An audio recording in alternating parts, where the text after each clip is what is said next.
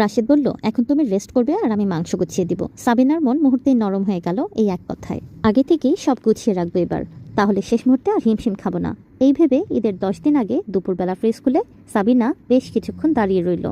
বরফে পুরো ফ্রিজ সাদা হয়ে আছে। সে একটা লম্বা নিঃশ্বাস ফেললো, তারপর ধীরে ধীরে সব বের করা শুরু করলো। এই ফ্রিজের বরফ গলাতে গিয়ে মনে হলো যেন হাত ঠান্ডায় অবশ হয়ে যাচ্ছে। পানি গড়িয়ে জামা ভিজে গেছে। পাশের রুমে তার স্বামী রাশেদ মোবাইলে গরুর ভিডিও দেখছিল। বন্ধুকে বলছিল, এবার ভাবতেছি বড় গরু কিনবো। আর এদিকে সাবিনা ফ্রিজের পুরনো আইসক্রিম, আধা প্যাকেট মটরশুঁটি, কারো না খাওয়া চিকেন নাগেটস, বাচ্চার চকলেট এসব সরিয়ে বরফ গলিয়ে ফ্রিজ পরিষ্কার করতে গিয়ে সারাদিন চলে গেল। কেউ দেখলো না তার এই সারাদিনের পরিশ্রম। পরের দিন আবার শুরু হলো আদা পেঁয়াজ রসুনের পালা।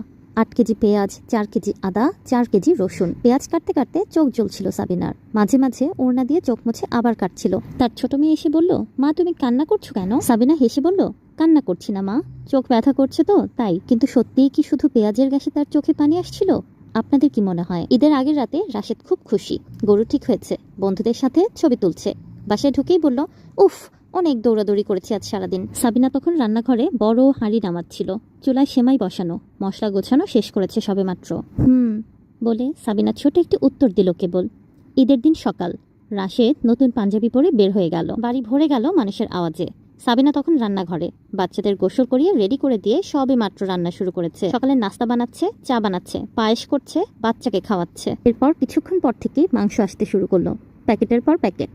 সাবিনা দ্রুত মাংসগুলো আলাদা করে 3 ভাগ করলো। এরপর নিজেদের ভাগের কিছু মাংস কেটে ধুয়ে নিল, আর বাকিটা পরিষ্কার করে ফ্রিজে গুছিয়ে নিল। এরপর রান্না বসিয়ে আবার মাংস গোছাতে লাগলো। কোথাও হাড় আলাদা করতে হবে, কলিজা কেটে ধুতে হবে। সাবিনার হাত লাল হয়ে গেল, পিঠে ব্যথা শুরু হলো, তবু সে থামলো না। দুপুরে সবাই মিলে খেতে বসলো। রাশিদার এক বন্ধু বলল, ভাবি রান্না কিন্তু অসাধারণ হয়েছে। সাবিনা একটু হাসলো। এই একটুকু প্রশংসা যেন সারাদিনের ক্লান্তির মাঝে এক ছোট্ট প্রশান্তি। রাতে সব শেষ করে সে যখন রান্নার হাঁড়িগুলো ধুচ্ছিল, তখন রাশিদ এসে দরজায় দাঁড়ালো। কিছুক্ষণ চুপ থেকে বলল, তুমি সকাল থেকে একটুও বসো নাই তাই না?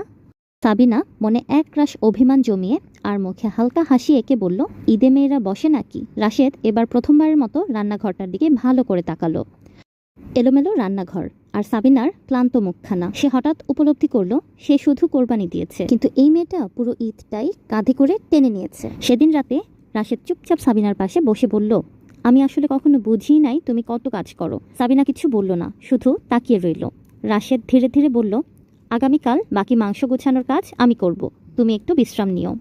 ছোট্ট এই কথাটাতে সাবিনার মনটা নরম হয়ে গেল। মুহূর্তে তার মনের সব অভিমান কেটে গেল। সংসারে সুখ সবসময় বড় বড় উপহারে আসে না, কখনো কখনো আসে তুমি বসো আমি করি।